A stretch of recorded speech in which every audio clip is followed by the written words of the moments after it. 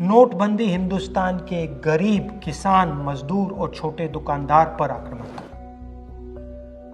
नोटबंदी हिंदुस्तान की असंगठित अर्थव्यवस्था पर आक्रमण था।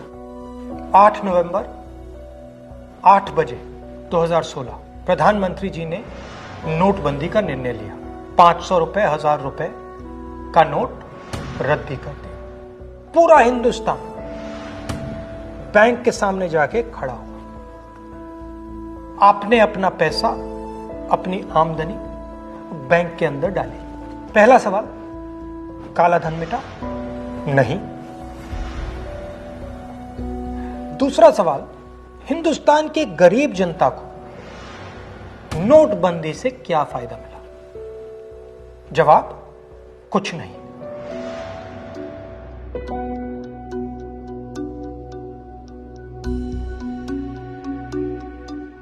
तो फायदा किसको मिला?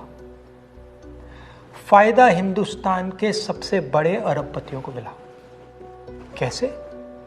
आपका जो पैसा था, आपके जेब में से, आपके घरों में से निकालकर उसका प्रयोग सरकार ने इन लोगों का कर्जा माफ करने के लिए किया।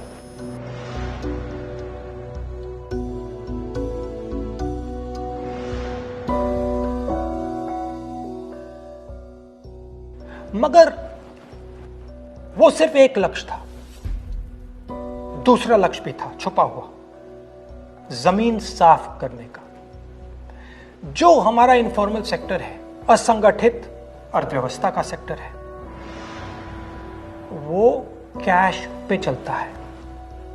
छोटा दुकानदार हो, किसान हो, मजदूर हो, वो कैश से काम करता है। नोटबंदी का दूसरा लक्ष्य, जो जमीन साफ करने का लक्ष्य, असंगठित अर्थव्यवस्था के सिस्टम से नगद कैश को निकालने का।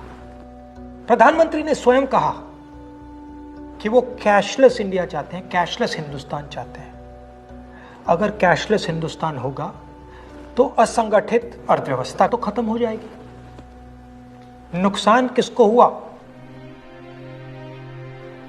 किसानों को, मजदूरों को, छोटे दुकानदारों को, स्मॉल एंड मीडियम बिजनेस वालों को, जो कैश का प्रयोग करते हैं, जो बिना कैश जी ही नहीं सकते। नोटबंदी हिंदुस्तान के गरीब, किसान, मजदूर और छोटे दुकानदार पर आक्रमण था। नोटबंदी हिंदुस्तान की असंगठित अर्थव्यवस्था पर आक्रमण था। और हमें इस आक्रमण को पहचानना पड़ेगा और पूरे देश को मिलकर इसके खिलाफ लड़ना पड़ेगा।